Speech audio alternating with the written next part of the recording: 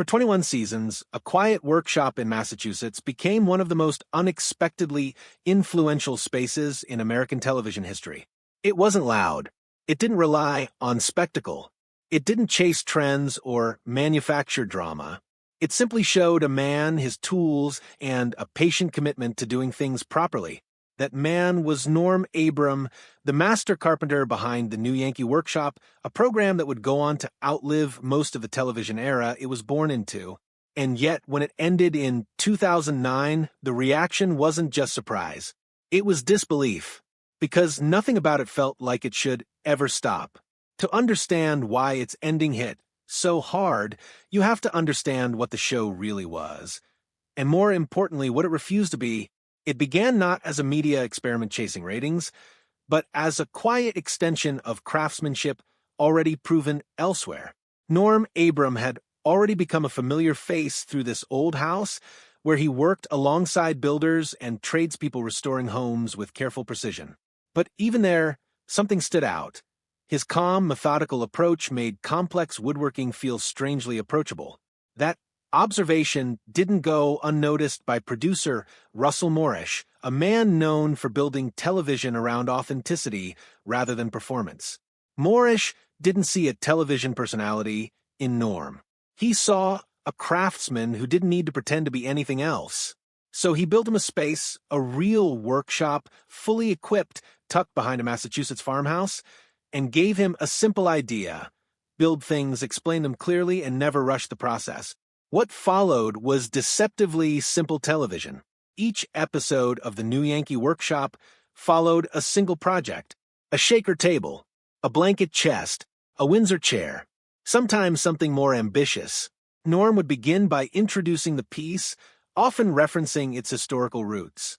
Then he would break it down: material selection, joinery, structure, purpose, and then he would build it, from start to finish, slowly, precisely, without shortcuts.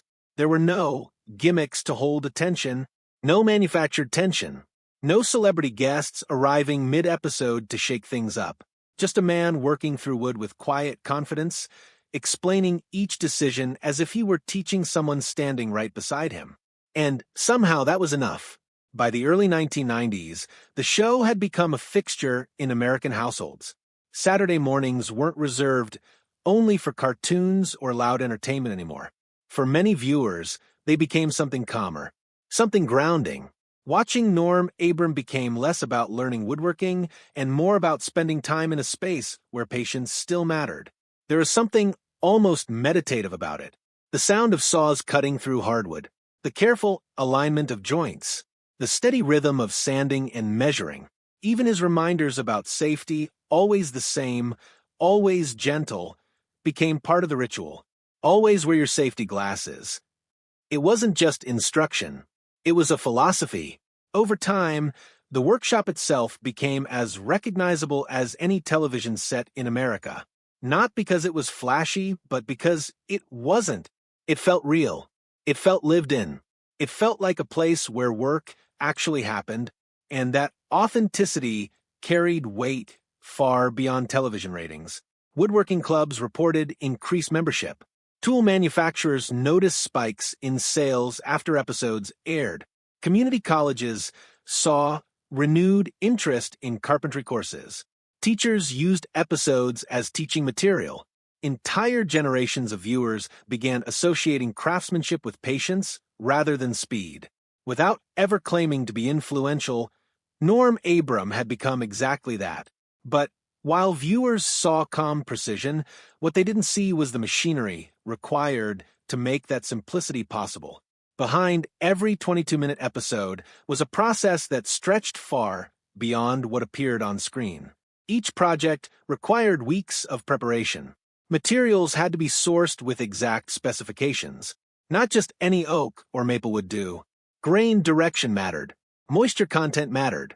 Even the physical dimensions of each board had to be accounted for before a single cut was made. Then came the design of the episode itself. Producers and crew had to decide how to translate a full woodworking process into something that could be followed in real time. Which steps would be shown in full? Which could be condensed without losing clarity? How do you maintain authenticity while still respecting the limits of broadcast time? And at the center of it all, Norm still had to do the work. Not simulate it, not demonstrate it. Actually do it. Every cut viewers saw was a real cut. Every joint was real. Every mistake had to be corrected in real time. There were no backup versions waiting off camera.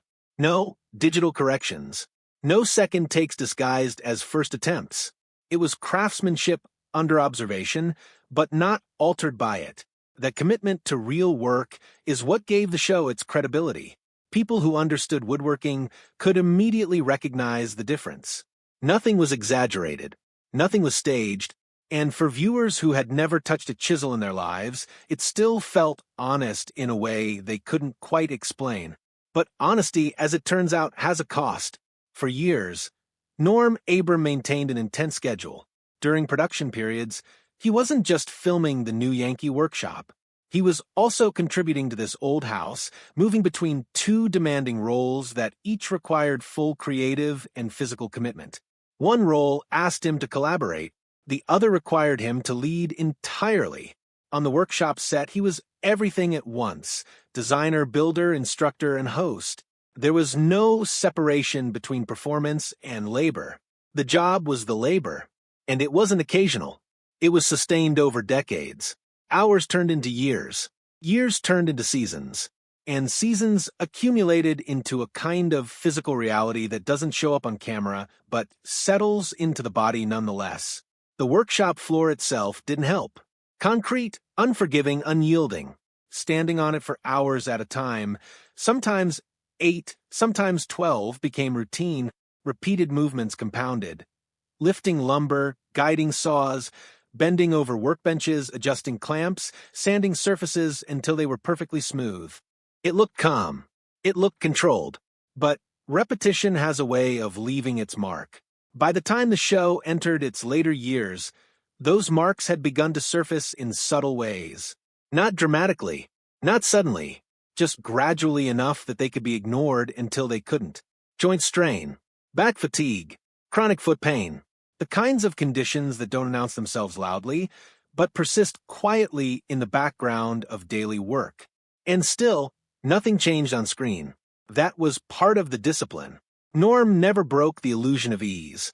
Even when the work became physically demanding, the presentation remained steady. The viewer experience was untouched, but behind that steadiness, decisions were beginning to form. There comes a point in any long career where the question shifts. It's no longer about whether you can continue. It becomes whether you should. And for Norm Abram, that question became unavoidable. By 2009, he was nearing 60. The physical demands that had once been manageable were now accumulating in ways that could no longer be dismissed as temporary discomfort. Conversations began quietly with Russell Moorish and production teams at WGBH Boston, the station behind the show. But these weren't dramatic conversations. There was no conflict, no collapse, no urgency-driven crisis. Instead, there was something rarer in television: mutual recognition of limits. The show wasn't failing. It wasn't declining in popularity. It wasn't being pushed out by changing trends or audience loss.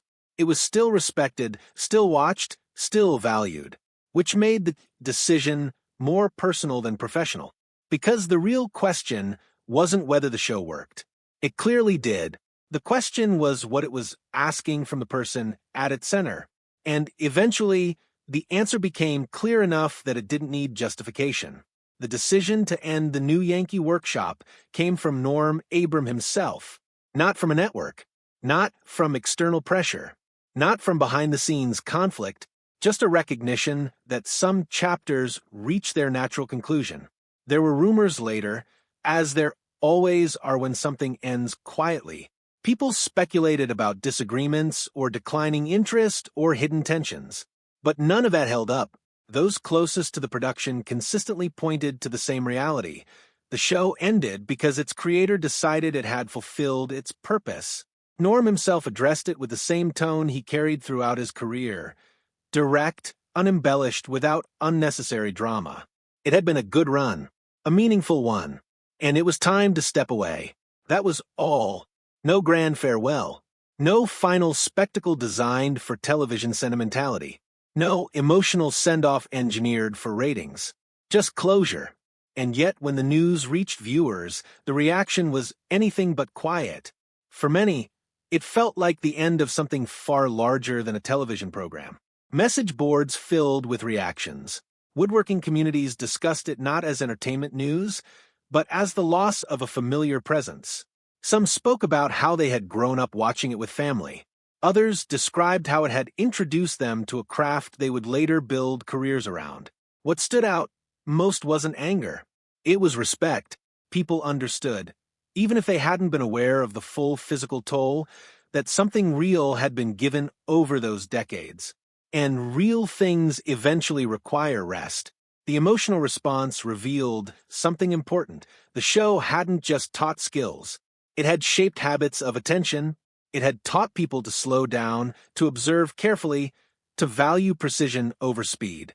In a media environment increasingly driven by noise, that kind of influence is difficult to measure, but impossible to ignore.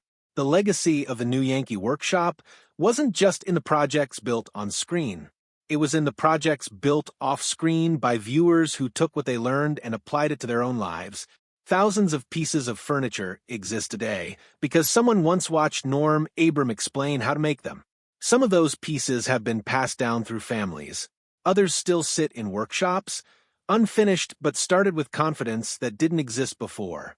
And then, years after the final episode aired, something unexpected happened. The entire series became accessible again through digital platforms. New viewers discovered it without nostalgia, without context, without memory, and still responded to it in much the same way. They described it as calming, focused, refreshing in its simplicity. In an era defined by acceleration, it offered something rare, permission to slow down. Norm's influence, it turned out, hadn't faded. It had simply changed audiences. As for Norm himself, stepping away from the workshop didn't mean stepping away from work entirely. He continued contributing to this old house, but in a reduced capacity that allowed him to remain connected without carrying the full physical burden he once did. For the first time in decades, he also had space for personal work, projects that had been waiting for attention, finishing details in his own home, small repairs, creative woodworking done without schedules or production demands. Work for the sake of work itself. He also participated in documentary projects and occasional educational appearances, always maintaining the same tone that defined his career: clarity over performance, substance over spectacle. Eventually, after more than 4 decades of television work, he fully retired from regular broadcasting. And even then, the workshop remained, still standing, still intact, a space where tools still existed not as props, but as instruments of real craft. From time to time, Norm returns to it, not to film, not to perform, but simply to build, quietly, naturally, without needing an audience. Because in the end, that's what defined the entire story. Not fame, not television success, not longevity in a competitive industry, but the simple act of continuing to build something real for as long as it made sense to do so. And when it didn't anymore, having the clarity to stop. That is why the ending of the new Yankee Workshop didn't feel like a loss in the traditional sense. It felt like completion, a finished piece of work, set down carefully, with nothing left unfinished in its intention. And perhaps that's the quiet reason it still resonates today.